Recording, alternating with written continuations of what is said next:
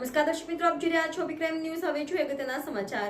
અયોધ્યામાં રામ ભગવાનની પ્રાણ પ્રતિષ્ઠા અને ભવ્ય રામ મંદિર બનાવ્યું છે તેનું આજ રોજ 1 વર્ષ થઈ ગયેલ છે।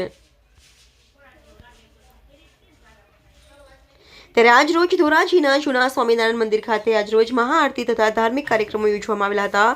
અયોધ્યા ખાતે રામ ભગવાનની પ્રાણ પ્રતિષ્ઠાને 1 વર્ષ થયું હોય ત્યારે ધોરાજીમાં રામ ભક્તોના અનેરો ઉત્સાહ જોવા મળેલ અને ઠેર ઠેર ધાર્મિક કાર્યક્રમો મંદિરોમાં ઉજવવામાં આવ્યા હતા। ત્યારે ધોરાજી ઉપલેટાના ધારાસભ્ય મહેન્દ્રભાઈ પાડલિયા પણ જૂના સ્વામિનારાયણ મંદિર ખાતે ઉપસ્થિત રહ્યા હતા અને મહેન્દ્રભાઈ પાડલિયાના વરદ હસ્તે મહાઆરતી પણ યોજાઈ હતી અને રામ ભક્તોમાં અનેરો ઉત્સાહ પણ જોવા મળેલ હતો। રિપોર્ટર ફુરેજ જુનેજા, અંભી ક્રાઇમ ન્યૂઝ, ધોરાજી। આજે ભગવાન શ્રી રામની પ્રાણ પ્રતિષ્ઠા ને 1 વર્ષ પૂરું થયું। અયોધ્યાની અંદર ભગવાન શ્રી રામનું ભવ્ય મંદિરની પ્રાણ પ્રતિષ્ઠા થઈ અને એને 1 વર્ષ થતા પ્રથમ પાટોત્સવની ઉજવણી ધોરાજીની અંદર ઠેર ઠેર તમામ હિન્દુ મંદિરમાં જોવા મળે છે।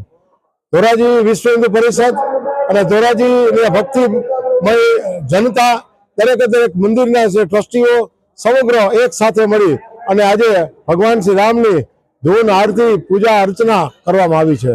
અત્યારે સ્વામિનારાયણ મંદિર, જૂના સ્વામિનારાયણ મંદિરમાં હું ત્યારે ઉપસ્થિત થયો હતો। અહીંયા તમામ ભક્તિમય વાતાવરણમાં તમામ અહીંયા જે સત્સંગીઓ અને બધા અહીંયા ઉપસ્થિત છે અને બધા રામધૂન બોલાવી ભગવાન સ્વામિનારાયણની જે આરતી કરી અને અલગ પ્રકારનો ઉત્સાહ જોવા મળે છે અને આ ઉત્સાહ અને આ પર્ટિક્યુલરલી આ વિસ્તારમાં અસાન ધારો લાગુ કરવાથી અહીંની જનતામાં પણ ખૂબ ખુશી છે, કારણ કે જે કાયદાની જોગવાઈ મુજબ અસાન ધારો લાગુ થવાથી અહીંયા હિન્દુ સમાજને એક સુરક્ષાની ભાવનાનો એક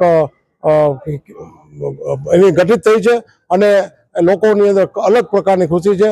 આજ ભગવાન શ્રી રામની પ્રથમ પાટોત્સવ અયોધ્યા રામ મંદિરના નિર્માણ પછીના પ્રથમ પાટોત્સવમાં અલગ પ્રકારનો ઉત્સાહ સમગ્ર ધોરાજીમાં, સમગ્ર ગુજરાતમાં, દેશમાં જોવા મળે છે।